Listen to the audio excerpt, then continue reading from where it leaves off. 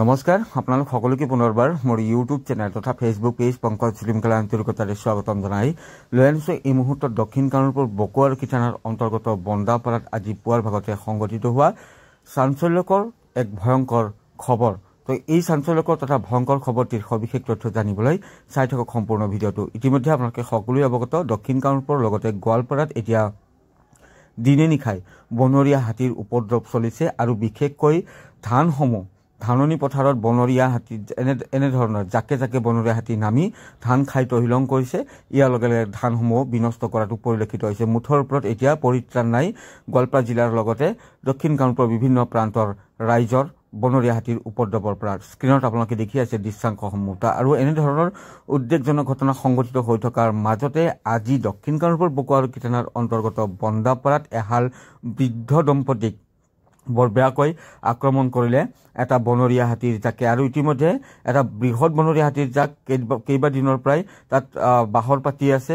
আৰু তেনে সময়তে এই যিটো অকলশৰীয়া হাতী আপোনালোকে দেখি আছে স্ক্ৰীনত, এই বনৰীয়া হাতীটোৱে এহাল বৃদ্ধ দম্পতীক আক্ৰমণ কৰে। অৱশ্যে বনৰীয়া হাতীটোৰ আক্ৰমণ সৌভাগ্যক্ৰমে প্ৰাণ ৰক্ষা পৰিছে। এই স্থানতে আপোনালোকে যি দৃশ্যাংশ দেখি আছে, এই স্থানতে তেওঁলোকে গৰু এৰল দি ধান কাটিবলৈ আহি থকা অৱস্থাতে বনৰীয়া হাতীটোৱে আক্ৰমণ কৰে বুলি জানিব পৰা গৈছে। আৰু বৃদ্ধাগৰাকীৰ মন্তব্য আছে, সেই মন্তব্য আপোনালোকক শুনাম, কিন্তু তাৰ পূৰ্বে দৃশ্যাংশসমূহ আপোনালোকক দেখুৱাই লৈছো। আৰু বকুৱাৰকি থানাৰ অন্তৰ্গত বন্দাপাৰাৰ খাতাজুলিত সংঘটিত হৈছে এই ভয়ংকৰ ঘটনাটি। আৰু পুৱা প্ৰায় 8:30 বজাৰ পৰা 9 বজাৰ ভিতৰত মালতী ৰাভা আৰু বীৰেন ৰাভা নামৰ বৃদ্ধ দম্পতীহালে তেওঁলোকে ধান কাটিবলৈ আহি আছিল আৰু লগত তেওঁলোকে গৰু লৈ আহি আছিল। গৰু তেওঁলোকে এৰাল দি ধাননি পথাৰত যাম বুলি আছিলেই এইগৰাকী বৃদ্ধা, আৰু হুইল চেয়াৰত বহাই লৈ গৈছে আপোনালোকে দেখিলেই বৃদ্ধা এই দম্পতীহাল। আৰু তেনে সময়তে জংঘলৰ পৰা বনৰীয়া হাতীটো ওলাই আহে আৰু বনৰীয়া হাতীটো ওলাই আহিয়ে দুয়োকে আক্ৰমণ কৰে। আৰু বনৰীয়া হাতীটোৰ আক্ৰমণৰ ফলত অৱশ্যে দৈৱক্ৰমে এই বৃদ্ধ দম্পতীহালৰ প্ৰাণ ৰক্ষা পৰিছে যদিও যিগৰাকী বীৰেন ৰাভা তেওঁ কিন্তু গুৰুতৰভাৱে আঘাতপ্ৰাপ্ত হৈছে। বুক মুখ মণ্ডলত তেওঁ বেয়াকৈ আঘাত পাইছে, হাতত তেওঁ গুৰুতৰভাৱে আঘাতপ্ৰাপ্ত হৈছে। মালতী ৰাভাও গুৰুতৰভাৱে আঘাত পাইছে। তেওঁক ততাতৈয়াকৈ স্থানীয় লোকে যি বিকালী আদৰ্শ চিকিৎসালয় তাত লৈ আনে চিকিৎসাৰ বাবে। আৰু ইয়াৰ লগে লগে ইতিমধ্যে বিকালী যি মডেল হস্পিটেল আছে, এই মডেল হস্পিটেলত কামৰূপৰ যি বন বিভাগৰ লোক তেওঁলোকেও আহি উপস্থিত হৈছে। স্ক্ৰীনত আপোনালোকে দেখি আছে দৃশ্যাংশসমূহ। মন্তব্য আছে, সেই মন্তব্য শুনাইছো। কওকচোন। তাৰমানে ধান কাটিব আহিছো, গৰু চৰু আনিছো আৰু এই গৰু আনাতে ঠিক পাথাৰতে আছে। সি কেইটা আছিল?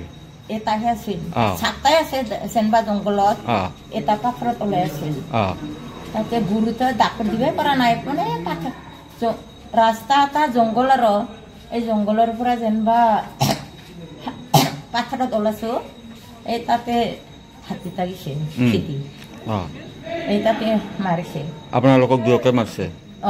কোন কোন আছিল আপোনালোকে? কায়ো নাই। আপুনি আছে আৰু আপোনাৰ কি নাম আপোনাৰ? মালতী ৰাভা। আৰু গিৰেকৰ নাম হ'ল বীৰেন ৰাভা। দুখ পাইছে বেয়া কৰি না? দুখ পাইছে, মোৰ ইটা ফালাক দুখ পাইছে আৰু খুৰীটা মাথাৰ লগত সুৰে দি দিছে। এটাই দিছে তাক বোলে ফুৰি দি বুকত পুৰি আহিছে।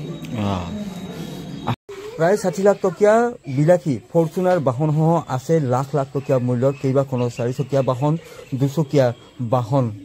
আৰু এই বাহনসমূহৰ কোনোবা এখন হয়তো আপোনালোকে লাভ কৰিব পাৰে মাত্ৰ 100 টকাৰ বিনিময়ত। এক বৃহৎ উপহাৰ কুপনৰ খেল অনুষ্ঠিত কৰা হৈছে আউনীআটী বিশ্ববিদ্যালয়ৰ সাহায্যাৰ্থে। অহা 28 নৱেম্বৰত খেলখনৰ যদি টিকেট আপোনালোকে মোৰ পৰা ল'ব বিচাৰে তেন্তে স্ক্ৰীনত নাম্বাৰ দিয়া হৈছে। টিকেটৰ সংখ্যাটো লিখি মোক হোৱাটছএপত মেছেজ দি দিব কেইখন টিকেট লাগে। বহুকেইটা পুৰস্কাৰ আছে, লাখ লাখ টকীয়া মূল্যৰ 4চকীয়া বাহন, 2চকীয়া বাহন আদি ৰখা হৈছে। কুপনৰ সৰ্বমুঠ উপহাৰ হৈছে 16টা আৰু বুকৰ সৰ্বমুঠ উপহাৰ হৈছে 11টা। এই বৃহৎ উপহাৰ কুপনৰ খেলখনৰ সৰ্বমুঠ প্ৰাইজ হৈছে 27টাকৈ। স্ক্ৰীনত আপোনালোকে দেখি আছে এয়া ফৰচুনাৰ বাহন, প্ৰায় 60 লাখ টকীয়া মূল্যৰ টয়োটা ফৰচুনাৰ।